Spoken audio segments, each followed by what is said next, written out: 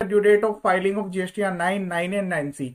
जो फैक्ट है वो इस टाइप से रखे गए हैं कि यहाँ पर जो है बात की गई है 22-23 की एनुअल रिटर्न की और रिकंसिलेशन स्टेटमेंट की, इसके साथ नई फॉर्म की भी, कि यहाँ पर उसकी जो डेट है वो क्यों एक्सटेंड होना जरूरी है।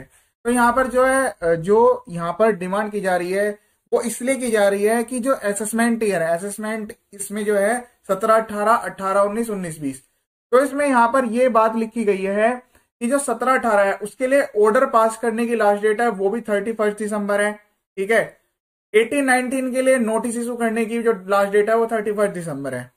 एडिंग टू द वर्कलोड की जो नॉर्मल वर्कलोड है उसके अलावा ये नोटिस के रिप्लाईज बनाना, उसमें अपलोडिंग करना, असेसमेंट कराना, तो उस वर्कलोड की वजह से additionally officers are seeking clarification of discrepancies in filing of GSTR1, 3B, 9 and 9C, कि इस वजह से अगर यहाँ पर जल्दबाजी में जो रिटर्न है वो फाइल की जाएगी तो बाद में इसके रिगार्डिंग नोटिस आने के काफी चांसेस हैं। तो यहाँ पर जैसे क्या है 17-18, 18-19 के साथ साथ 19-20 के लिए भी, कि उसके लिए भी ड्यू डेट है, वैसे उसकी डेट को एक्सटेंड कर दिया गया है, तो अभी उसके लिए 31 दिसंबर नहीं है, बट यहाँ पर इस पॉइंट को यहाँ पर पॉइंट आउट किया गया है। Members are deeply engrossed in preparing comprehensive response representation and data analysis for department notice under section 61, 73 and 74. The association underscore the extensive engagements in UP and various states across Bharat, making it is formidable challenge to meet the original deadline जो कि 31 दिसंबर। तो इसलिए यहाँ पर जो है request की गई है, ठीक है, urgently appeal to the finance minister for a deadline extension until March 31st, March 2024। तो यहाँ पर जो है ये अभी कहना कंफर्म नहीं है कि ये डेट कितना एक्सटेंड होगी, बट यहाँ पर ये एक वैलिड रीजन जो है वो इंट्रोड्यूस किया गया है। वैलिड रीजन को जो है वैलिड रीजन के बेस पर रिक्वेस्ट फाइल की गई है। ठीक है, the association stress the complexity of the ongoing proceedings and the need for additional time to ensure accurate and thorough response to department notice. The extended deadlines is seen as crucial in maintaining the integrity of assessment process and facilitation a more effective and accurate filing of GST annual return for financial year 22-23।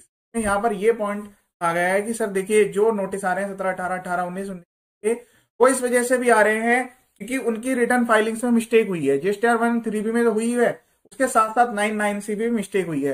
तो आप जो है 22-23 के लिए chance दीजिए कि इसकी date को एक्सटेंड कर दीजिए ताकि इसको करेक्ट डाटा के साथ फाइल किया जा सके, क्योंकि 31 दिसंबर यहाँ पे जो हाईलाइटिंग की गई है वो जीएसटी की रिटर्न से रिगार्डिंग रिप्रेजेंटेशन में जीएसटी की बात की गई है। बट मैं आपको बता दूं यहाँ पर अब आपके पास ये फाइनेंशियल ईयर 22-23 के लास्ट चांस है कि आप उसकी आईटीआर फाइल कर सके। बिलेटेड आईटीआर आपकी फाइल हो जाएगी, तो बिलेटेड आईटीआर के साथ आप जो है एक्स्ट्रा जो आपकी एडिशनल पेनल्टी लेट फीस लग रही है जो कि आईटीआर यू में आती है उससे आप सेव हो जाएंगे।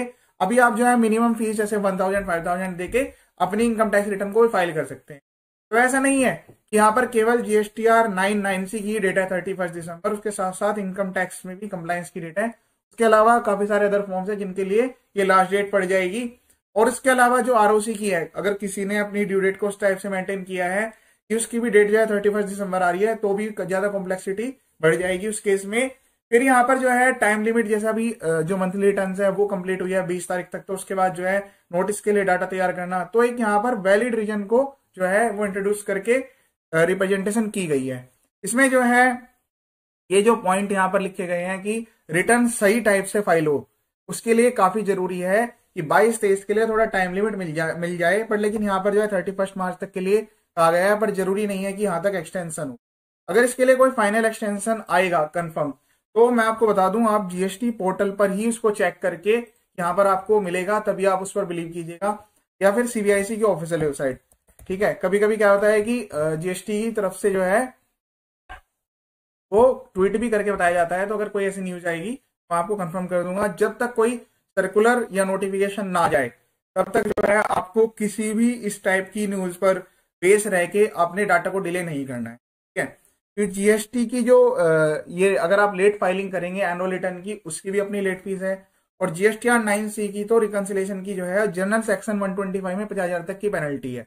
तो आपको दोनों चीजें जो है वो इग्नोर करनी है, पेनल्टी और लेट फीस। अभी आपके पास सफिशिएंट टाइम है, आप अपने डाटा को चेक कर लीजिए।